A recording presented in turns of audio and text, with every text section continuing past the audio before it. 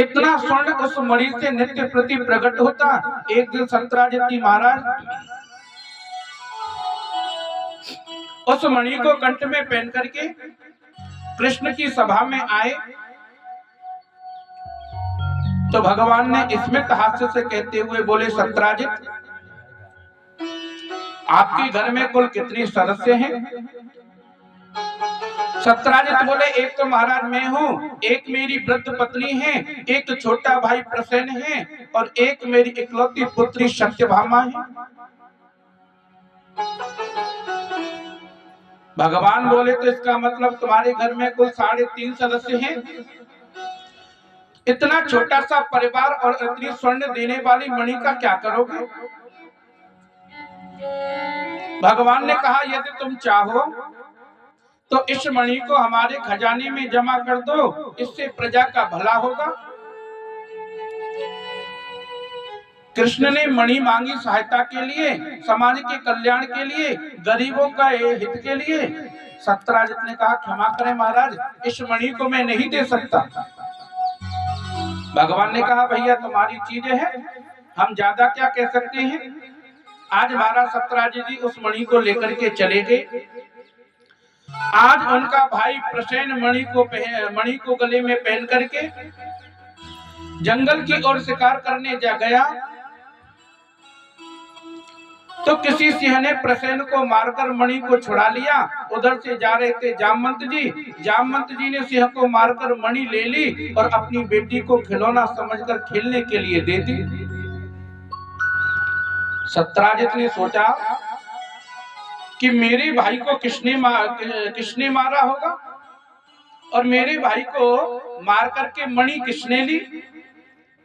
सत्राजित ने सोचा कि परसों जो है मैं कृष्ण की सभा में गया था, उसने मुझसे मणि मांगी लेकिन मैंने उसको मणि नहीं दी, कहीं ऐसा तो नहीं कृष्ण ने मेरे भाई को मार करके मणि अपने पास ले ली हो। इतनी सुनकर के आज महाराज गोविंद कहने लगे कि मेरे साथ क्या हुआ, इतना बड़ा कलंक आज मेरे गोविंद के ऊपर लग गया। कलंक लगने के बाद में रात्रि को मेरे गोविंद को नींद नहीं आई, क्योंकि भैया काजल से भी कारी कोई चीज है तो उसके व्यर्थ में कलंक लग जाए। परमात्मा कभी किसी को कलंकित नहीं होने देते। भगवान गर्गाचार्य जी के पास गए,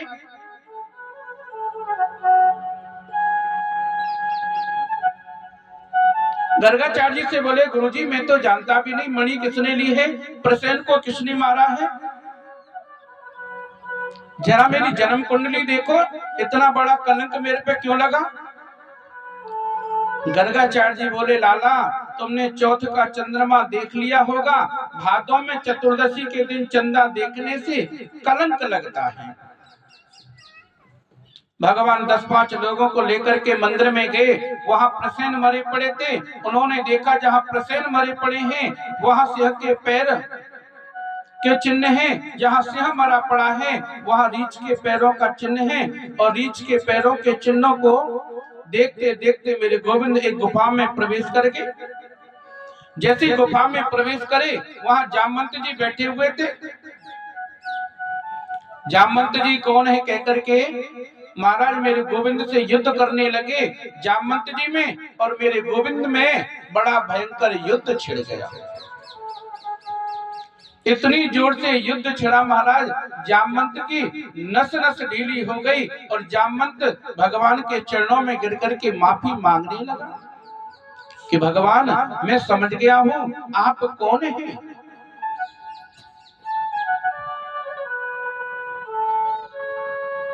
भगवान राघवेंद्र जब रावण को मार करके आए, उन्होंने अपनी पूरी सेना से कहा आपको मैं कुछ देना चाहता हूँ। किसी ने प्रेम मांगा, किसी ने भक्ति मांगी, किसी ने श्रद्धा मांगी, किसी ने पूजा मांगी, लेकिन जामवंत जी शांत बैठे हुए। भगवान राम ने कहा अरे जामवंत तुम भी कुछ मांगो। जामवंत बोला क्या मांगो भगवान। रावण से हमने युद्ध तो किया, पर रावण की सेना में मेरी टक्कर का वीर कोई नहीं था। और आप देना चाहते हो तो जरा आपसे दो दो हाथ करने का मन कर रहा है, देखो तो सही मेरे रघुवर में कितना बल है। भगवान ने कहा ऐसा नहीं हो सकता, स्वामी और सेवक में युद्ध होगा तो मर्यादा के अनुकूल है, पर तुम्हारी अभिलाषा को मैं जरूर पूर्ण करूंगा। इसलिए प्रभु ने इशारा कर दिया, अब तो नहीं लेकिन द्वापर में जरूर पूर्ण करूंगा। तो आज जामंत जी में और मेरे गोविंद में भयंकर युद्ध छिड़ गया। महाराज जामंत जी मणि को गोविंद को समर्पित करते हुए बोले, भगवान मणि को मैं क्या करूंगा, इसे स्वीकार करें। जामवंत जी बोले, प्रभु एक मेरी पुत्री है उसे भी स्वीकार करें। अब मैं एकांत में जाकर के भजन करूंगा।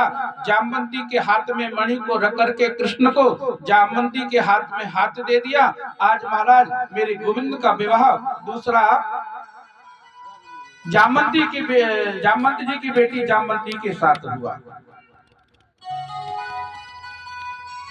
भगवान जामवंती को लेकर के आए, सत्राजित को मणि वापिस कर दी।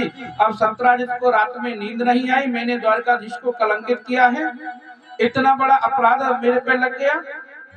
अपनी बेटी सत्यभामा को प्रभु को देने की इच्छा व्यक्त की। प्रभु बोले, बेटी आपकी है, हम ले लेते हैं लेकिन मणि को नहीं लेंगे।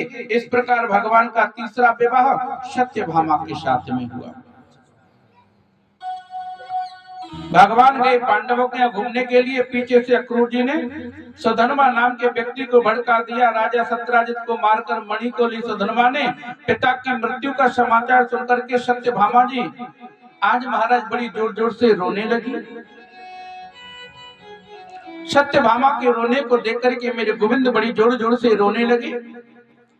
सुखदेव जी कहते हैं, राजन मेरे गोविंद इतनी जोर से रोए। राजा ने पूछा कि भगवान क्यों रोए? बोले, पत्नी के पिता के मर जाने के बाद सत्यभामा जी का बुरा हाल है। अगर भगवान ना रोए तो सत्यभामा जी बुरा मान जाएंगी, इसलिए मेरे गोविंद बड़ी जोर जोर से रोए। आज महाराज भगवान अर्जुन को लेकर के घूमने के लिए जा रहे थे। वहां एक सांवली सलोनी नारी को देखा। यमुना के किनारे परम सुंदरी एक स्त्री बैठी थी। समाधि लगा करके अर्जुन ने उस स्त्री से पूछा, आप कौन हो देवी? नितांत जंगल में आप जो है अकेली बैठी हैं। उस स्त्री ने कहा, मैं सूर्य की पुत्री हूँ, यमराज की बहन हूँ और मेरा नाम है कालिंदी। श्री कृष्ण को पति के रूप में वर्णित करना चाहती हूँ, यहाँ मैं तपस्या कर रही हूँ। अर्जुन बोले, वो तो मेरे साथ है। अर्जुन ने यमुना का हाथ कृष्ण के हाथ में सौंपकर मंत्र पढ़ दिया। भगवान का चौथा विवाह कालिंदी के साथ में हुआ। बिंदु और अरविंद नाम के राजा दोनों भाई थे। दोनों की परम लाडली बहन थी, उसका नाम था मित्रवृंदा। भगवान का पांचवा विवाह मित्रवृंदा के साथ में हुआ।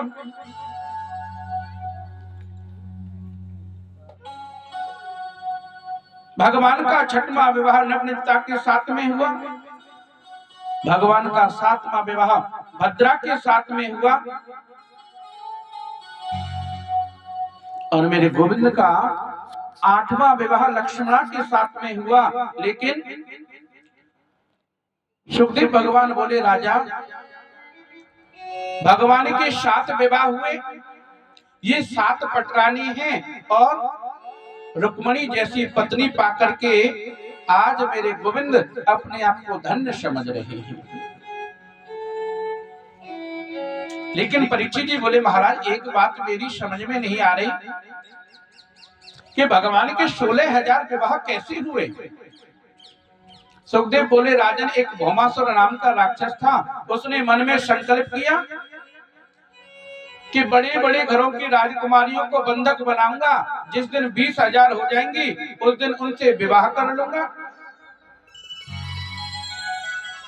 भौमासुर नाम के राक्षस ने महाराज बड़े बड़े घरों की राजकुमारियों को लाकर, जैसे 16,000 राजकुमारियां हुई, नारद जी ने जाकर के कान में कह दिया, प्रभु भौमासुर नाम के राक्षस ने 16,000 राजकुमारियों को कैद कर रखा है, उन्हें छुड़ाएं। तो आज महाराज मेरे गोविंद आकर के भौमासुर नाम के राक्षस से युद्ध किया, भौमासुर का उद्धार किया। तो महाराज उन राजकुमारियों को भौमासुर की कैद से मुक्त कराया। अब भगवान ने कहा, अरे राजकुमारियों तुम अपने अपने घर जाओ। राजकुमारियों ने कहा, प्रभु या तो हम मर जाएंगे, अपनी जान दे देंगे, और या फिर गलत मार्ग पे चले जाएंगे, लेकिन घर नहीं जाएंगे। क्यों? राजकुमारियां बोली, प्रभु कौन अपनाएगा हमको? हमसे कोई विवाह करेगा? अगर किसी को पता चल गया कि ये भौमासुर की कैद में रही है, क्या हमें कोई वर अपनाएगा? हमारे माता पिता को पता चल गया ये भौमासुर की कैद में रही है, क्या माता पिता अपनाएंगे? उन राजकुमारियों ने कहा, प्रभु या तो आप विवाह करो हमसे, नहीं तो हम किसी कुएं में गिर करके जान दे देंगे, या फिर किसी गलत मार्ग पर चले जाएंगे। तो महाराज भगवान ने उन 16,000 राजकुमारियों से विवाह किया।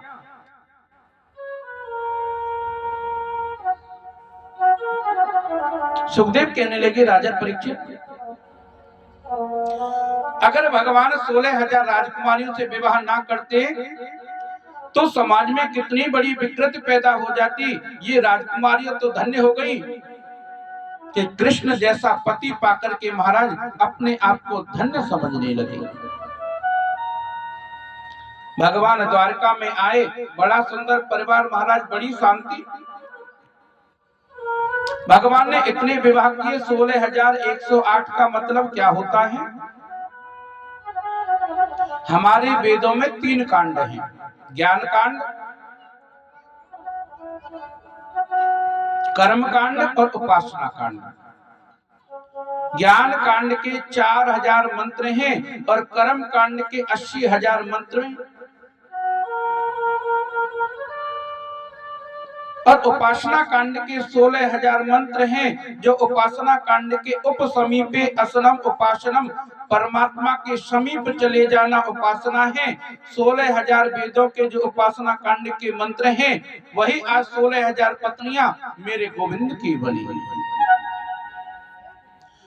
100 प्रकार के जो उपनिषद वेदांत हैं, जिसमें कृष्ण भक्ति का प्रतिपादन किया गया है, वे 100 प्रकार के उपनिषद श्री कृष्ण की 100 पत्नियां बनी। 8 प्रकार की प्रकृति होती है, भूमि, जल, अग्नि, वायु, आकाश, मन, बुद्धि और अहंकार। ये 8 प्रकार की प्रकृति है जीवों में महाराज। ईश्वर अंश जीव अविनाशी, ये प्रकृति के बस में जो जीव रहता है, और प्रकृति जिसके बस में रहती है उसको भगवान कहते हैं। परमात्मा के बस में जो रहता है उसे प्रकृति कहते हैं, और प्रकृति के बस में जो रहता है उसे इंसान कहते हैं। सज्जनों बोलो राधे राधे राधे राधे। आज महाराज भगवान के पुत्र बड़े सुशील हैं। बड़ी पुत्र का नाम प्रद्युम्न है। प्रद्युम्न के विवाह हुए, उनके भी 2 पुत्र हैं महाराज, लेकिन एक बात बड़ी समझने योग्य है। कृष्ण के जो परिवार की पत्नी है, आपस में बड़ा प्रेम है। सभी पत्नियां भगवान से बारी बारी रूठती हैं। आज मेरे गोविंद के विवाह को 20 वर्ष हो गए, भगवान जी के 5 पुत्र हो गए, लेकिन महाराज रुक्मणी जी आज तक भगवान से नाराज नहीं हुई। और महाराज पत्नी को कभी नाराज होना भी नहीं चाहिए। अगर पत्नी नाराज हो जाए तो मैं तो सबसे विनती करता हूं, जैसे हम लोग ड्राइंग रूम बनवाते हैं, बेडरूम बनवाते हैं, ऐसे घर में एक कंट्रोल रूम और बनवाए करो। पत्नी नाराज हो जाए, पत्नी को कंट्रोल रूम में भेज दो, और महाराज थोड़ी देर बाद जो है सारा गुस्सा दूर हो जाए और पत्नी बाहर आ जाए। बोलो राधे राधे। राधे जोर से बोलना पड़ेगा। राधे। ऐसे महाराज घर में एक कंट्रोल रूम जरूर बनवाना चाहिए।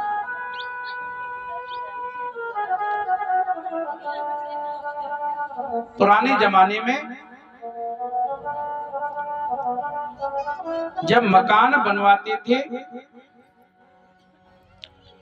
तो उसमें जो है स्त्रियों के रूठने का कक्ष है महाराज अलग बनवाते थे, जिसको बोलते थे कोप भवन। अगर कोप भवन में माताएं बैठी हुई हैं तो समझ लो नाराज हैं। बोलो राधे राधे। आज महाराज बारी बारी मेरे गोविंद की पत्नी जो है भगवान से रूठी थी। भगवान ने सोचा कि सभी पत्नी मेरे से नाराज रहती हैं, लेकिन रुक्मणी कभी नाराज नहीं हुई। सत्यभामा बार बार रूठती है। सत्यभामा ने सोचा है कि मेरे पिताजी ने 2 क्विंटल सोना देने वाली मणि को जो है गोविंद को दी है, इसलिए महाराज इतना बड़ा सोना देने के बाद में सत्यभामा बार बार रूठती थी। लेकिन महाराज प्रभु ने एक दिन सोचा कि मेरी पत्नी रुक्मणी कभी नहीं रूठती, क्यों ना कोई ऐसा नाटक करो जो रुक्मणी नाराज हो जाए।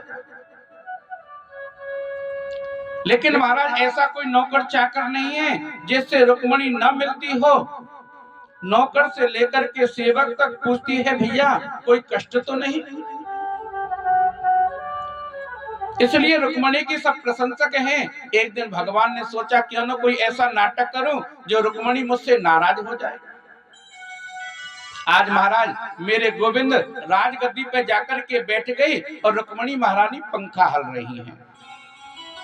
मेरे गोविंद शांत हैं। मेरे गोविंद कुछ बोले नहीं। रुक्मणी बोली प्रभु क्या बात है, आज आप शांत हैं, क्या मुझसे कोई गलती हो गई है? भगवान बोले नहीं देवी आपसे कोई गलती नहीं हुई।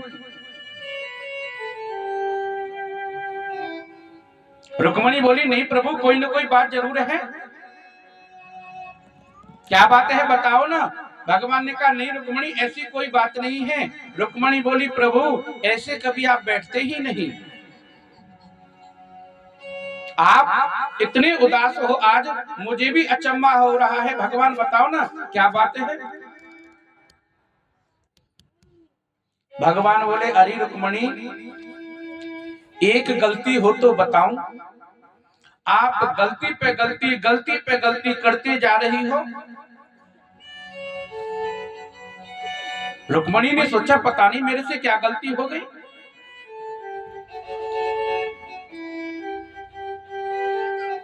भगवान ने कहा रुक्मणी सबसे पहली गलती तो आपने ये की कि मुझसे विवाह किया। इतने बड़े बड़े सुंदर राजकुमार तुम्हें पत्नी के रूप में चाहते थे, तुमने उन राजकुमारों को छोड़ करके इस ग्वारिया के साथ में विवाह किया और ग्वारिया के साथ में रह करके तुमको क्या मिला?